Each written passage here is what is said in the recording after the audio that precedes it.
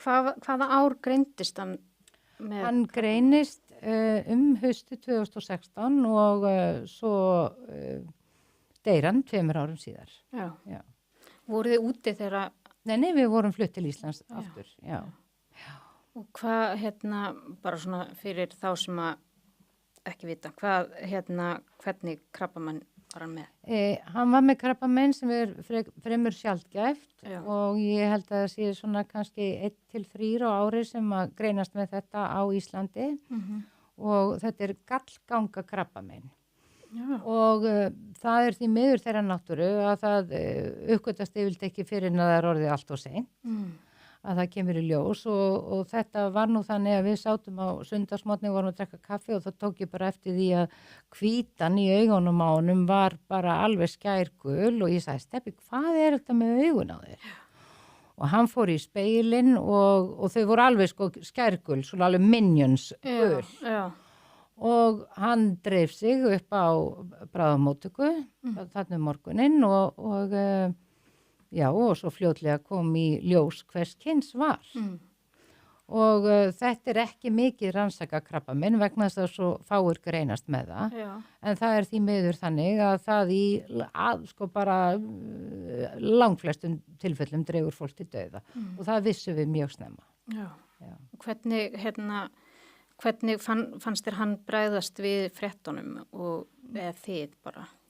Nei, ég meina, þetta náttúrulega bara eins skelfilega fréttir eins og hægt að fá. Og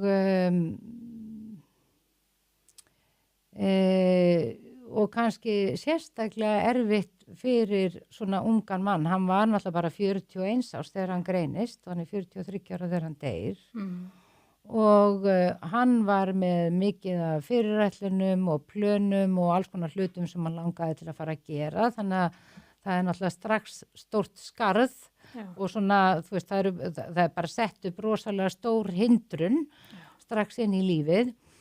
Og hann tók þá afstöðu að vilja raunverulega svona halda í vonina og gera allt sem hann gæti til þess að svona lengja líf sitt. En þetta var náttúrulega, hann átti bara við ofurefli að etja, þannig að þetta var mjög erfið barátta og hann var ósáttur við þetta, auðvitað. Að samaskapi vildi hann líka vera opinskár í umræðunum þetta.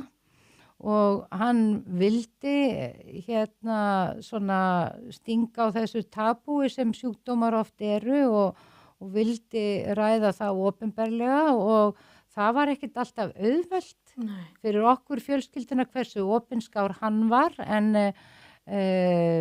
ég segi bara, ég held samt sem áður að svona ef við tökum mig og börnin út fyrir sviga þá held ég hann hafi gert töluvert gagn með því að vera opinskár með sín veikindi vegna þess að því miður það þannig að heimurinn okkar þannig að allir eiga að vera svo hraustir og heilbrigðir og alltaf að vera svo frábært en lífið býður okkur líka upp á alls konar mjög erfiða hluti og ég held að það sé okkur öllum hollt að vera minnug þess að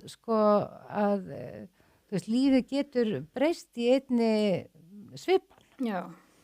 Og það var kannski það sem var svona stærsti skólinn fyrir mig að svona fram að þeim tíma þá hafði ég staðið þeirri meinvillu að svona ég væri einhvers konar strætóbílstjóri í eigin lífi en þegar að svona kemur upp á þá fattar maður auðvitað og það, þú veist, ætti ekki að þurfa að eitthvað svona hræðilegt eins og svona sjúkdómsgreining komið til, en maður áttar sig auðvitað á því þegar maður í þessum aðstæðum að í rauninni ræður maður aldrei ferðinni. Nei.